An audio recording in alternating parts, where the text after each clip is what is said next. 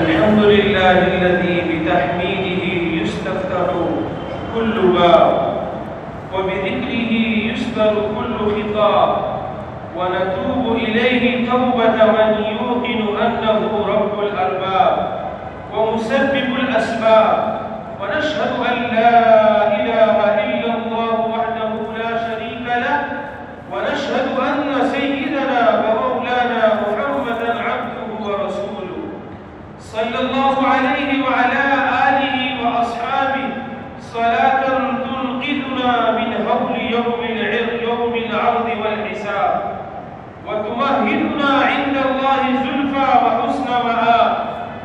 أما بعد، فإن التوبة عن الذنوب بالرجوع إلى ستار العيوب وعلام الغيوب مبدأ طريق السالكين ورأس مال الفائزين وأول إقدام المريدين ومفتاح استقامة المائلين ومطلع الاصطفاء والاجتباء للمقربين.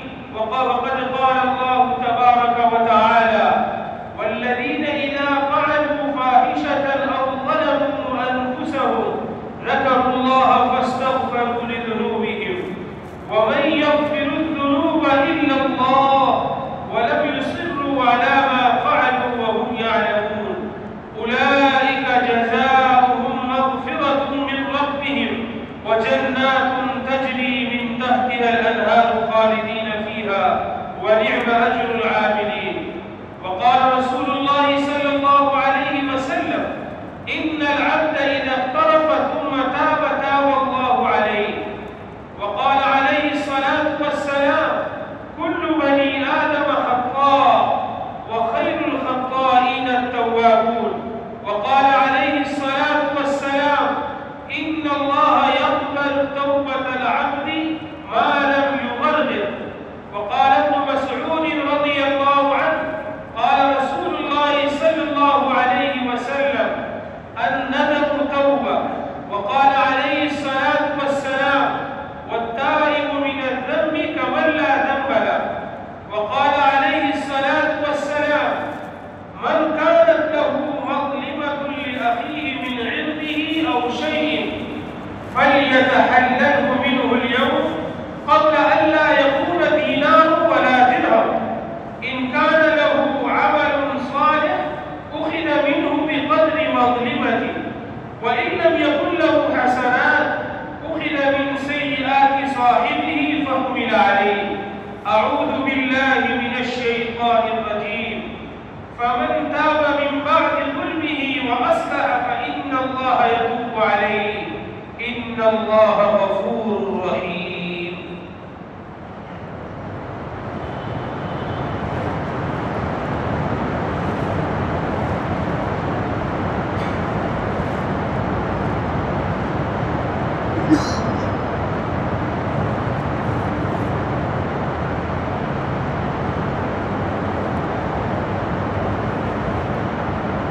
الحمد لله نحمده ونستعينه ونستغفره ونؤمن به ونتوكل عليه، ونعوذ بالله من شرور أنفسنا ومن سيئات أعمالنا.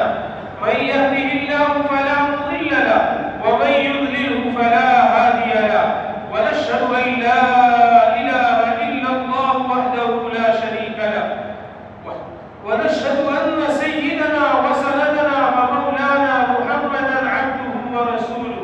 أعوذ بالله من الشيطان الرجيم. بسم الله الرحمن الرحيم. إن الله وملائكته يصلون على النبي يا أيها الذين آمنوا صلوا عليه وسلموا تسليما. اللهم صل على سيدنا ومولانا محمد وعلى آل سيدنا ومولانا محمد صلاة تكون للنجاة وسيلة ولعلو الدرجات كفيلة، صلاة تكون لك رضاء ولحقه أداء، صلاة تفرج بها الكرب وتحل بها العقد. وسل على جميع الأنبياء والمرسلين والملائكة المقربين والخلفاء الراشدين المهديين، خصوصا على خير البشر بعد الأنبياء بالتحقيق، قاتل الكفرة والزنديق، أمير المؤمنين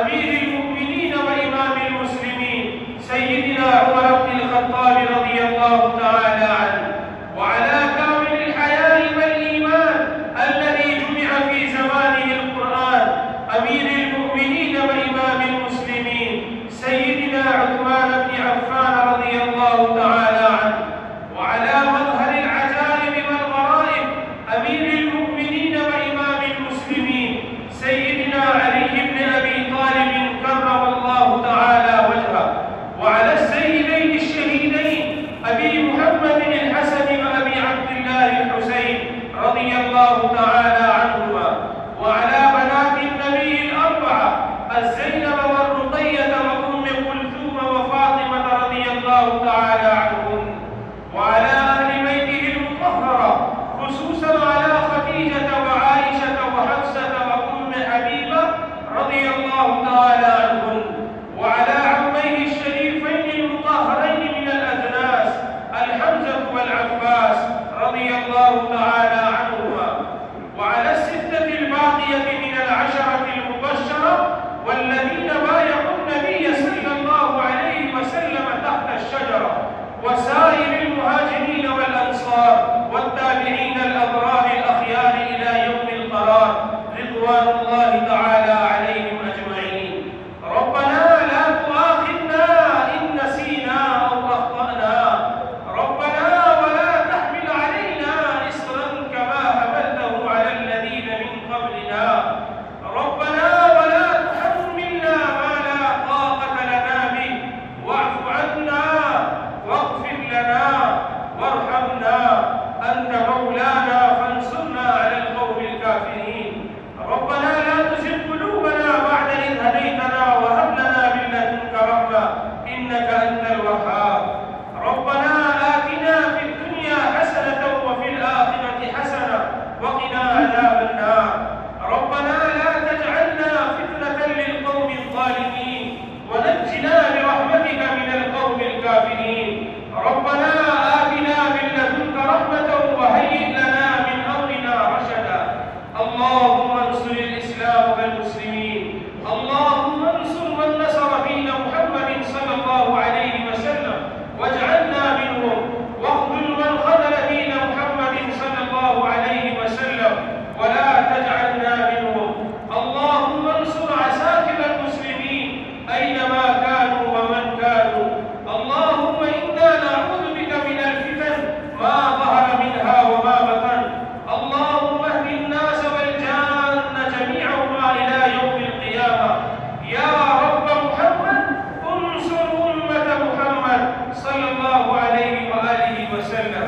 تعالوا عباد الله رحمني ورحمكم الله، إن الله يأمر بالعدل والإحسان وإيتاء ذي القربى وينهى عن الفحشاء والمنكر والبغي يعظكم لعلكم